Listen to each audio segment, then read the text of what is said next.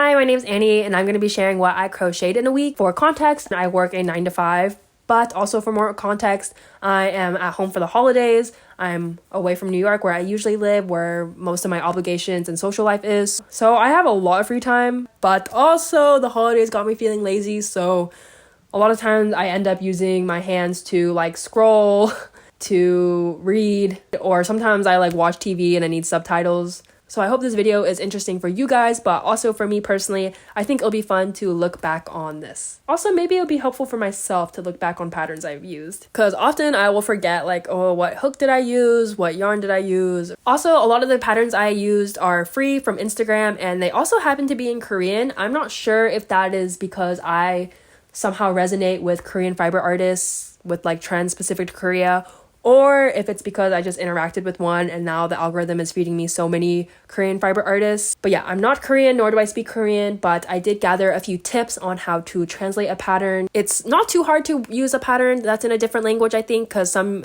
symbols and numbers obviously are universal, but I have made quite a few mistakes, so I'm going to share my tips, so hopefully it helps with you guys. I'm going to start with these Pochacos. This is the dog Sanrio character, and I use this for my free Instagram pattern. I used a 3.5mm hook. I tried to make 2 per pattern because usually the second one turns out better just because you're more comfortable with it.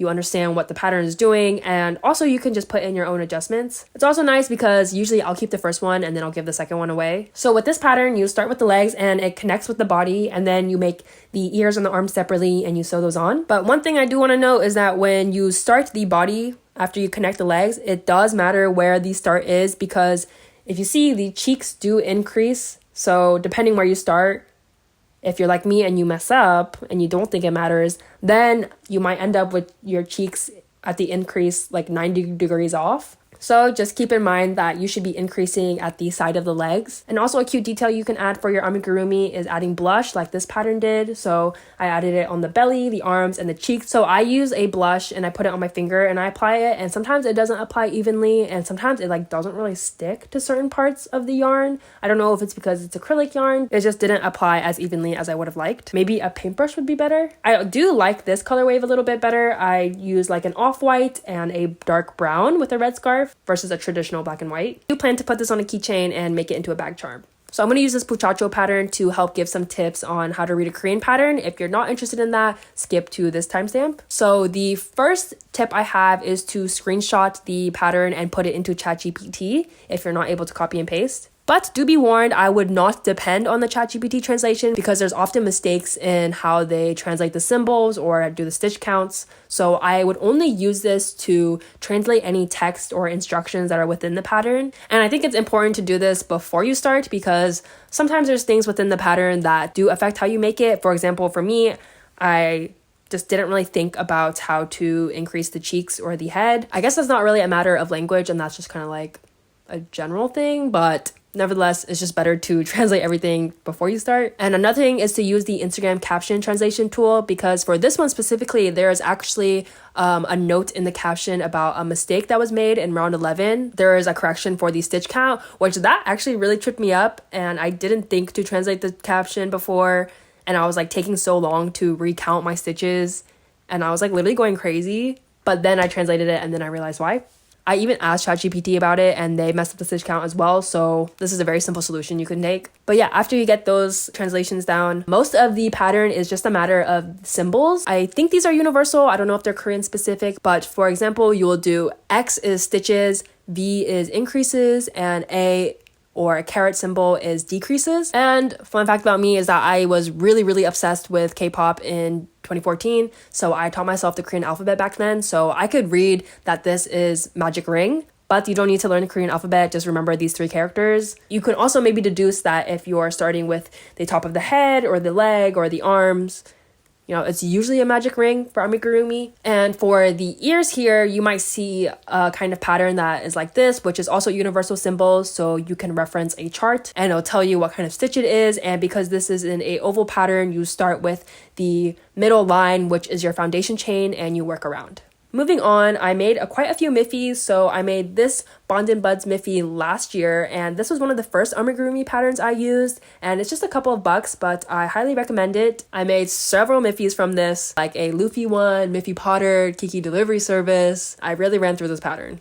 And because I love Miffy, I looked into some other Miffy patterns this year. So I made this mini one, which is from a free Instagram Korean pattern. And I used a 3.5mm hook. By the way, these are all acrylic yarn because that's just what I mostly have here. And you can reference the same tips I gave with the Pochachos to rate this pattern. This one was actually a bit easier. The head connects with the body. So you sew on just the legs, arms, and ears. And for some reason, the ears on mine are really wonky. If you look at the back, I just couldn't straighten it out, and I just didn't bother fixing it for the 5th time, so I left it. I think it looks fine from the front. And a tip here is that if you often have to turn your work inside out to get the ridge side out, do it before it's too late, so before the decreases, because the arms and the ears are quite small, so you can't really turn it inside out afterwards. But if everything is inside out, so it's the smoother side, I think it'll look fine. Most of the time I actually have that side, but for some reason for these Miffys, I think it looks better with the ridge side.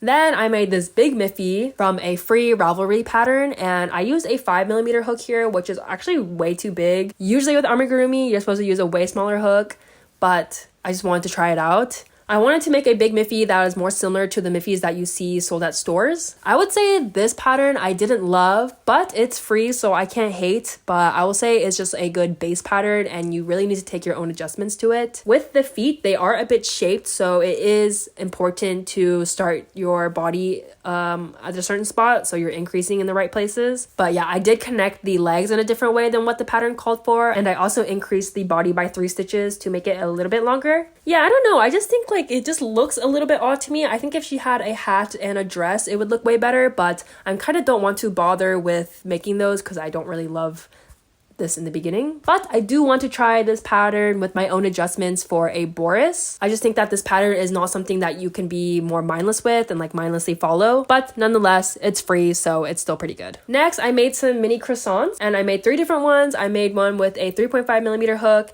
a 4mm hook, and then a 5mm hook. I don't know why I did that. I kind of just wanted to. I was bored.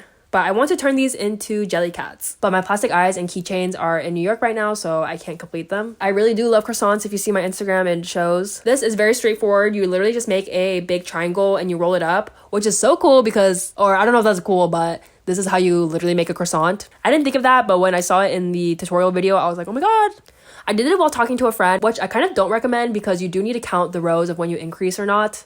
So I did lose track, and I couldn't fully pay attention to the gossip going on. So yeah, but it is just a few minutes. Last, I made these bunnies, which I shared in my last video. This is a free English pattern online. I used a 4mm hook, and I do highly recommend this pattern. It was so easy to follow. The adjustments I made here is that I made the ears a little bit longer. I added 1 row extra for one and 2 rows extra for the other. I do like it when things are a little bit asymmetrical sometimes. And also, I didn't stuff it all the way at the neck so that the neck pinches in a little bit more. I think it's up to you whether or not you like to stitch the arms last or not, but in the pattern, it calls to stitch the arms to the body first, which I did for this one because I made this one first. And then this one, I tried stitching the head to the body first and the arms last. And honestly, I think this one looks better, but it is a pretty small difference, so I would just go with whatever you like more. And I chose to do button eyes because I don't have plastic eyes here, but it did create a cuter look in my opinion. A cool adjustment I think for this pattern is to change the bunny ears into cat ears, which I would like to try soon. Those are all the things I crocheted in a week. I'm going to link all the patterns below in the description,